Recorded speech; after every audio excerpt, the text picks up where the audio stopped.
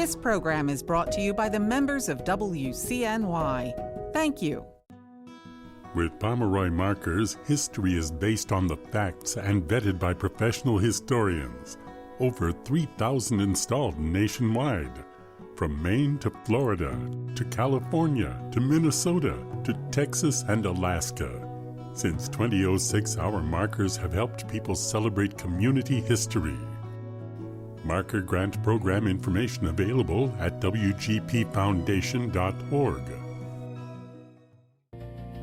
Stickley Furniture is a proud underwriter of Balancing Act with John Katko, building on more than 125 years of expertise.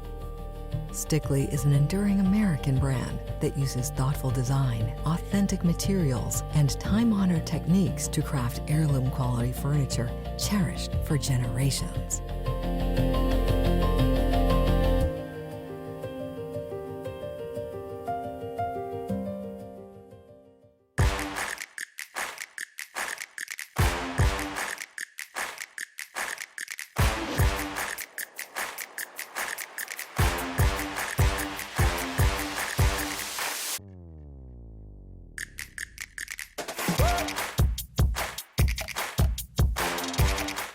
Welcome, America, to Balancing Act, the show that aims to tame the political circus of two-party politics. I'm John Katko. This week, facial recognition technology. Is it innovative or invasive? In the center ring, we'll ask biometrics expert Dr. Michael King. On the trapeze, Nathan Fried-Wessler of the ACLU and Jake Parker of the Security Industry Association will take swings at the issue. Plus, I'll give you my take. And in Did You Know?, facial recognition can lead to some serious paperwork. But first, let's walk the tightrope. Smile, you're on candid camera. In the 1970s, that phrase meant a hidden camera prank on TV. Today, the joke may be on all of us. A 2020 analysis estimated that the average American is captured by security cameras 238 times a week, or about 34 times a day. The number varies widely, but many Americans are not smiling.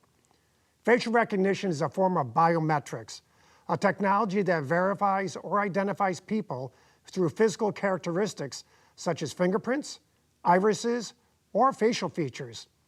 Research began in the 1960s, but artificial intelligence has made the technology dramatically more powerful. Today, it performs two very different jobs. The first one is called one-to-one verification. That's facial recognition initiated by you. With a glance, you can unlock a phone, sign into an app, authorize a purchase, or speed through an airport identity check.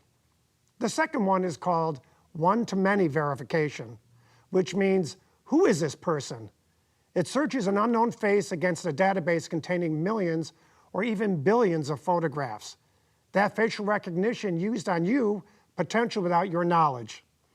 Supporters say it can catch travelers using false documents and help investigators find suspects, victims, missing people, or even terrorists, much faster than humans could alone. Customs and Border Protection says facial biometrics have processed hundreds of millions of travelers and stopped thousands of imposters from unlawfully entering the country. Americans may opt out of facial comparison at an airport, but their photographs may already exist in passport files, some state motor vehicle databases, or commercial systems capable of searching billions of images. Critics warn that cameras could do more than record anonymous people. They could attach names to faces and reveal where Americans travel, shop, worship, or protest, things that are inherently private.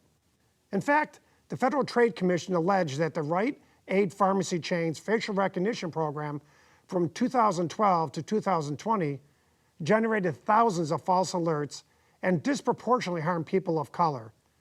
Innocent customers were followed, confronted, or ordered to leave after being wrongly identified as suspected shoplifters. Rite Aid agreed to a 5-year ban on using this technology for security or surveillance. And a Pew survey found that nearly 2/3 of Americans accepted police facial recognition at large events, but more than 2/3 also opposed scanning people simply walking down the street. So, facial recognition can open a phone, but it can also open a can of worms. Is it innovative? Is it invasive? Or is it both? Let's face that question in the center ring.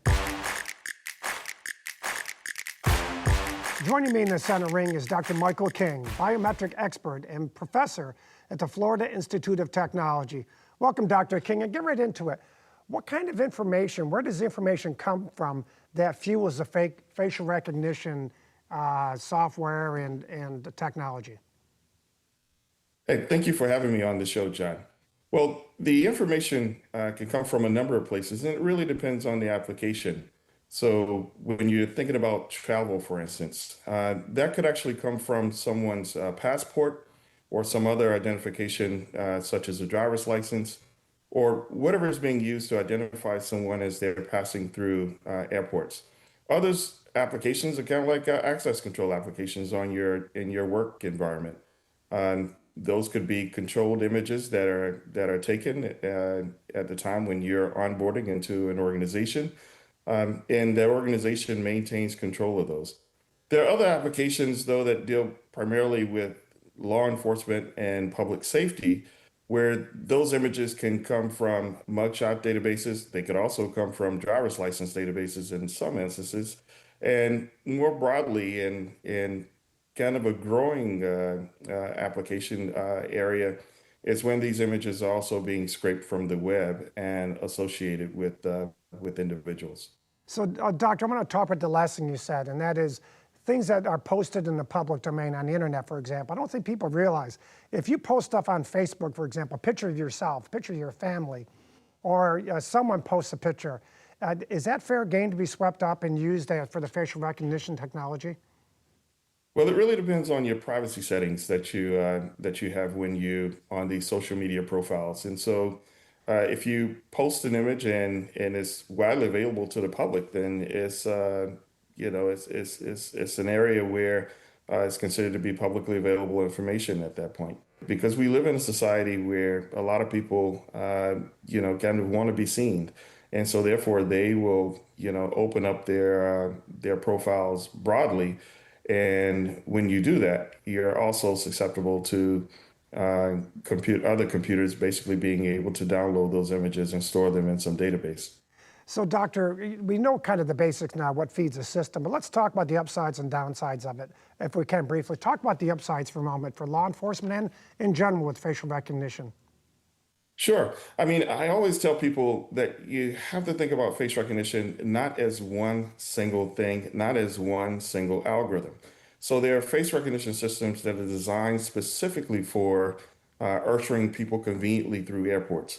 There are face recognition systems that are configured for the purpose of access control or people being able to access their computers.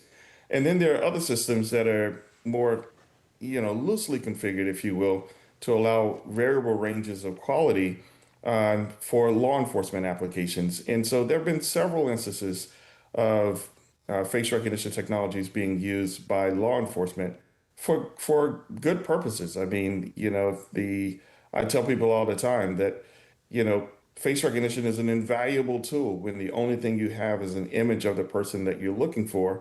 And what you're looking for is just any type of lead that you can get or just a person that you can investigate. You also asked about some of the downsides a little earlier. Mm-hmm. And pretty much the downsides is when there's not a full and complete investigation that has actually occurred before law enforcement chooses to engage with someone. Those could have, let's just say, not so good consequences, if you will, in terms of people being arrested for crimes that they didn't commit and for being in areas that they were not in. So let's take a look at a couple examples, and we can riff off of that a little bit. A terrorist is in this country, and obviously he's in here illegally or snuck in, however he got in here. We have his picture from the Interpol database, for example, and he's recognized in a crowd, and he's picked out of that crowd, and he's arrested. I'm sure that's happened before. In fact, I'm quite certain it's happened based on my time in Congress and the Homeland Security Committee. So just so people understand, there is the upside and downside in one little thing there. they're scanning a crowd and their facial recognition software recognizes that guy's face, and he's picked out of that crowd. So that happens, first of all, right? And second of all, is there any protections on how that information is used when you're scanning crowds? Well, it depends on who's actually using it and who's actually scanning the crowd, right? So one of the images that I typically use is from the 9/11 attacks, where you see the terrorists coming through the Boston Logan Airport, and there's an image of this person. Of course, they are looking for him, but this was in 2001, when the technology wasn't as mature as it is today, and that is, kind of a perfect example of where face recognition technologies can actually play a role. Because if I gave a TSA person or some personnel, security personnel at an airport, some book of people to look for, they have thousands of people, that they need to be looking at and trying to make some decisions as to whether or not they approach a person or not. But these are things where, computer technologies are actually ideal for these types of applications, because if you're looking for someone, you have the appropriate oversights in place and also the appropriate rules of engagement, then these systems don't necessarily sleep. They're awake all the time. They're going to apply the same analysis to every face that comes across this camera's view. And you don't necessarily have to worry about instances of fatigue or distractions setting in. But the law enforcement personnel and those who secure our airports have done a superb job, and they continue to do so. But these tools can actually help them in that instance. So, Doctor, we have about a minute and a half left, but I want to talk about two things that are potential downsides with it, and that's the accuracy of the technology and the privacy issues. Could you address those briefly? Sure. I mean, it's widely accepted that these technologies are roughly 99.9% accurate. 99% accurate. That's important to know. Okay. But there are important caveats that actually go along with that statement. When you're dealing with high quality images and reasonably controlled environments, these systems can be extremely accurate. When you're dealing with uncontrolled or surveillance type scenarios, you don't actually know what the accuracy is. And the other thing is the database that you're comparing to. Sometimes the person that you're looking for from a surveillance perspective is not even in the database, right? And so these systems are geared for saying that this particular configuration is for saying that this is the person in the database that I was able to find with the most similar characteristics. It does not say it is the person, right? And so we have to keep in mind that there are different configurations for these systems. And in terms of privacy, privacy is a big deal. It really depends on who's actually dealing with this data. Now I wear more hats than I've ever worn before, and particularly long bib hats and those that actually cover the upper parts of my face. Privacy is an issue because if the more we're operating in public environments, cameras are basically proliferating all over the place, and we have to do better with placing regulatory restrictions on how this data is being used. Dr. King from the Florida Institute of Technology, thank you so much for a great conversation. You set the table perfectly for the next segment. Thank you very much. Joining me now is Nathan Fried-Wessler, Deputy Director of the American Civil Liberties Union's Speech, Privacy, and Technology Project, and also Jake Parker, Senior Director of Government Relations for the Security Industry Association. Gentlemen, thanks both for being here.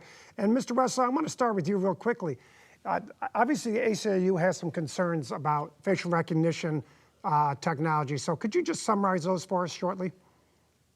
Yeah, we often say that this is technology that's dangerous when it doesn't work and dangerous when it does. What I mean by that is that this is an algorithmic technology, basically a variant of AI, that's making a best guess about whether an input image might be a match to images in a database, but it often gets it wrong. And when it gets it wrong, we've seen it turn people's lives inside out over and over. We now know of at least 15 publicly known cases of wrongful arrest in states across the country.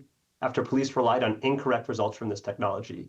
This technology also has been shown in audit testing over and over to get it wrong more often with darker skinned people, so people of color and Black people, which can accentuate biases in policing. But even technology that gets it right relatively often poses some very serious threats to privacy and civil liberties. And we are also attuned to the dangers of police departments and cities hooking this technology up to surveillance camera networks, which would give the government a really unprecedented power to follow us, identify us, track us everywhere we go, something that we really have never accepted in a free society. Mr. Parker, your take? Well, really, facial recognition software is simple. It compares and matches facial images within a database or on a device. And this technology is actually, it permeates our daily lives. And it has become something people use to unlock their phones, also to verify their IDs at the airport, and many other benefits to consumers and society. And there's many different uses of the technology that does this, and you got to remember that in all cases, this is making a process that already existed, where identity verification or matching images was required and done manually. It just makes this process faster and more accurate. And so when law enforcement investigations was mentioned, it's actually become a critical piece of investigative tools that are used, and really important, Congressman, for investigations into things like human trafficking and child sex crimes due to its ability to match images online, for example. And it's something that's used daily across the nation, and that is where you need to compare a photo that's part of evidence to some other data source, whether it's arrest records or other databases. And so without the technology, this would have to be done manually, much slower, less accurately. And what you don't often hear about are the success stories that have resulted of being able to have this technology in a law enforcement context create leads where all you may have to go on in a case is just a photo from a security camera, for example. Right. That's right. all you have to go on. But the technology creates potential matches for that identity to be further investigated. It's like a force multiplier, basically. So, Mr. Wessler, I just want to come back to one thing you said, and then ask you about a possible balance here. First, I want to come back and ask you is, there's been a lot of data out there which tends to indicate that facial recognition software on a general basis is about 99% accurate. And I know there's some subsets where it's not as accurate, and you mentioned the African American community. So first off, if it's that accurate, and can't you fix the algorithms to tweak things to try and fix the anomalies, which are obviously very important to do, number one. And number two, all this in about a minute, you got to respond. Number two is, what about finding a balance between law enforcement and the goals of keeping the public safe and protecting society? Can we find that balance? So on your first question, the companies and law enforcement agencies love to trot out these accuracy numbers, but those are figures in test conditions. There's a federal agency that's part of the Commerce Department that has done rounds of tests of facial recognition algorithms over the years in controlled test conditions, and those are really designed to show whether the algorithms are getting better over time as a way to support industry in selling its products. What those tests don't even try to measure is how accurate the whole process is when used out in the world, when we have tremendous variability in photo quality going in, which makes a humongous difference, the biggest difference in how reliable the search is, right? Okay. When police are actually using this, they're taking photos of suspects, often from security cameras, say in a convenience store, where there's irregular lighting, it's from an angle, there's shadows that are irregularly across the face, there might be a baseball cap or sunglasses or a surgical mask, lots of other features. And then you put on top of that the demonstrated higher error rates when used on darker skinned people, and the algorithms are going to get it wrong a lot of the time. On top of that, these algorithms do not purport to make matches. The manufacturers would never say they make a match. What they do is spit out a candidate list of leads, of candidates who might be matches. And then someone in a police department is supposed to look at that list and decide, do we think a true match is anywhere in there? Often a true match won't be in there. Maybe the suspect isn't in the matching database. They don't have a mugshot in that jurisdiction or a driver's license in that jurisdiction. Or maybe the quality of the input photo is just so bad that the system just totally fails. But the person reviewing it won't know that to a certainty. And so what we've often seen is police choosing the wrong person out of that list. And then it just taints the investigation. Okay. It sends police off in a totally wrong direction, and innocent people get arrested as a result. I'll get back to the second question if time permits. But Mr. Park, I want to give you an opportunity to respond to that as far as the accuracy issues. Yeah, well, I completely disagree. So we've heard about supposed facial recognition bias is based on information that's very old or misconstrued. So typically 7 or 8 years ago is when a lot of this, some of this research came out that's being described. If you look at the US government's test data today, you can see that the leading technologies are extremely accurate, even across demographic variables, over 70 different demographic variables that are tested. And it's also true that the testing that is done actually is very similar to real world conditions that law enforcement agencies would be encountering, because they're actually using images and searching actual real mugshots that are part of arrest records, which is exactly what they do in the field. And there we can see that over the top 40 algorithms over 99.5% accurate in matching photos in a database of many millions of photos. And so today's information just shows that there's really should be no accuracy concerns at this point in technology. All right, so briefly. If I could just respond to that. Sure. I mean, briefly. Even if those numbers bore out in real world conditions, which they do not, when you take even a 1% or a 0.5% failure rate across hundreds of thousands of searches across the country, you're going to have a large raw number of false matches. And you put that into police's hands who are not being adequately trained, who have grossly deficient police department policies that are not putting guardrails up, and we see the result. I have 3 clients who have been wrongfully arrested because of police reliance on incorrect results from this technology. There are more people around the country. This is just a technology that has proved to be dangerous when it's actually operated in the field. Mr. Wessler, I want to give Mr. Parker the opportunity to have the final word. It'll be about 30 seconds. Yeah, to put this in perspective, so there unfortunately, wrongful arrest is something that occurs every day in our country, every single day. And it is often a result of incomplete or failure in police work to take leads and actually find independently verified evidence to act on. And in every single one of the only 15 cases that were mentioned, that's exactly what happened. There was a breakdown in police procedure. This can happen when leads come in by other means as well. Well, gentlemen, we could talk about this for hours, and I appreciate the intelligent conversation here. Nathan Freed Wessler of the ACLU and Jake Parker of SIA, thank you so much for a great conversation. Facial recognition technology is both a sword and a shield. It can protect the public from dangerous people and make us safer, but it can also be exploited by government and private companies in ways we may never have imagined. The cold hard reality, though, is that this technology is here to stay. We already have the pieces of oversight in place.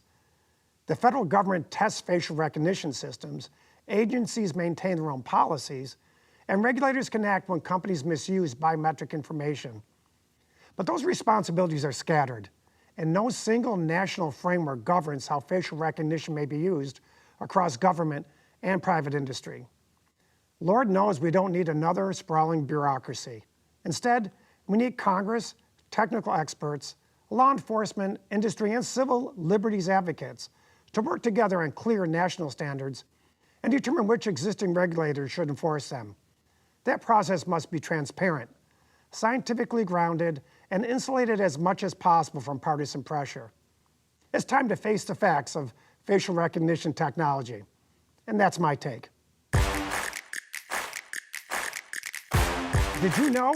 In 2017, officials at Beijing's Temple of Heaven Park installed facial recognition toilet paper dispensers in public restrooms. I'm not kidding. Why? Visitors were taking large amounts of the free toilet paper home. The machine scanned each visitor's face before dispensing a strip of paper roughly 2 feet long. Anyone needing more had to wait about 9 minutes before the machine would recognize them again and release another serving. That's right, even the TP dispenser was keeping a paper trail. And now you do know. That's all for this week, folks. To send in your comments for the show or to see Balancing Act extras and exclusives, follow us on social media or go to balancingactwithjohnkatko.com. Thank you for joining us. Remember, in the circus that is politics, there's always a balancing act. I'm John Katko. We'll see you next week, America.